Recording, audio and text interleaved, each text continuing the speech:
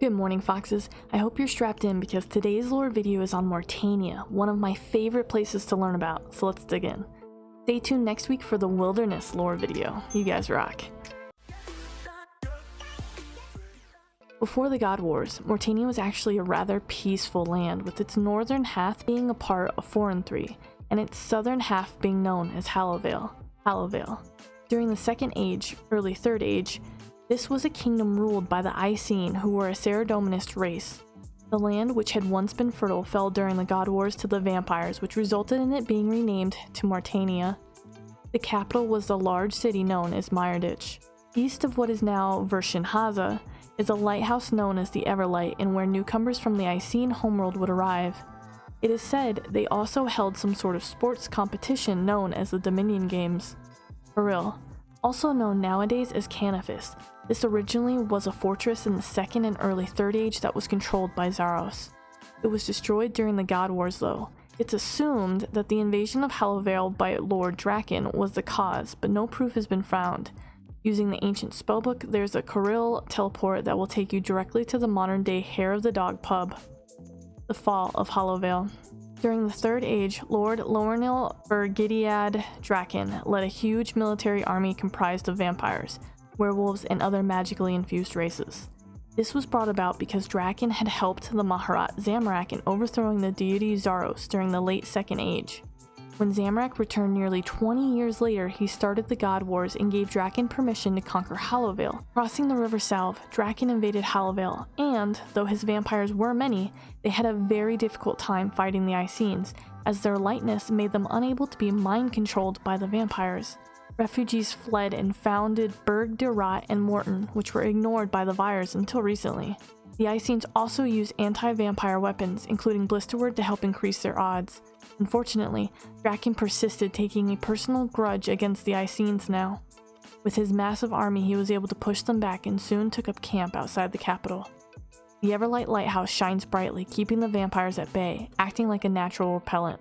They also seem to be scared of the water, and so it seems like the end of Draken's campaign. Draken was not about to let this stop him though, so he sneakily sent into the capital castle a few vampires, and though the royal family was able to hold them off, the vampires captured Ephrate's human husband Acertes. In the end, Ephrates was forced to surrender as her husband was threatened with immense suffering, and Archon Babel withdrew the military, intending on abandoning Ephrates all along. Little did Ephrates know, Draken would turn Acertes into a vampire by the name Vanstrom Klaus. This was not all Draken had in mind. He went on to turn Hallowvale's capital into a blood-farming ghetto known as Meyerditch after having sunk the Everlight. Using unknown magics, he was able to turn the woodlands into a dangerous swampland of eternal darkness called Morytania. Morytania Campeign. This happened in the late Third Age, involving the vampire-controlled regions of Morytania. Aram, Darok, Varrock, Kharyll, Guthan, and Torag, 6 brothers known as the Barrows brothers, led a crusade with the goal of reversing the damage Lord Draken had done to Hallowvale. The Cerdominists west of Morytania formed an army with 6 young and promising brothers who had been granted powers, weapons, and armor by the Zarosian Maharat Silsk. Then, they left their homes and crossed the River Salve into Morytania. They marched forward, never letting the Zamorakians hold them back and dealing a decisive blow to Draken's forces. Morale started to falter as they neared the end of the crusade. When they reached the walls of the city of Darkmire, Slisk decided to take his power back, appearing to them and telling them that the power he had given them had served them well, and in turn, they served their god well. Then he told them that it was time that they served him and his god, but first, they must die.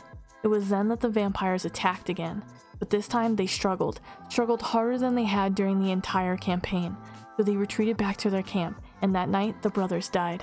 Knowing that this was futile without them, they buried them in barrows at the side of their camp before retreating all the way back across the River Salve. The campaign was a sort of success though, as they had eliminated a lot of Draken's forces. In the year 1100 of the Fourth Age, conflict would reignite when Draken would launch an offensive against the newly founded kingdom of Misthalin through the Silveria mountain pass. Misthalin would come out victorious, leading to a stalemate between the two nations, which leads to the modern Sanguesti Liberation War in the Fifth Age. Misthalin-Morytania War. This was a war between the Varrockian army and the vampires of Morytania. Lord Draken wanted to expand after his conquering of Hallowvale during the Third Age, so he crossed the River Salve and attacked the kingdom of Misthalin. Fortunately, the vampires retreated back to Morytania after months of war, and then 7 priests gave their lives blessing the river salve. It wasn't long until the vampires recovered, building up their strength and cracking down harder on the struggling humans of the land. Ignoring warnings, settlers crossed the river and settled in Morytania, founding Canifis, Port Phasmatis, and Fenkenstrain's castle. Eventually, Morton became a popular trading town, but unfortunately a mysterious plague turned the citizens into mindless zombies, also raising the dead as dangerous mindless shades. Lord Draken soon took notice of these pop-ups and wasted no time in going after them.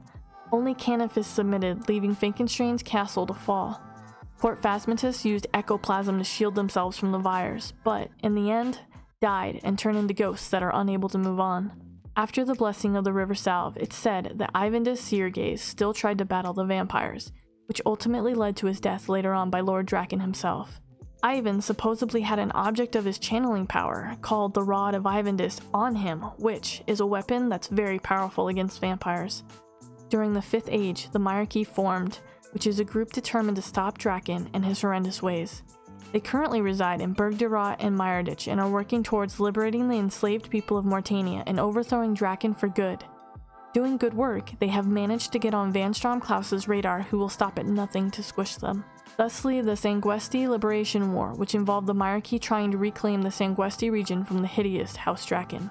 Wow guys, this was a fun one. Thanks for tuning in. Till next time.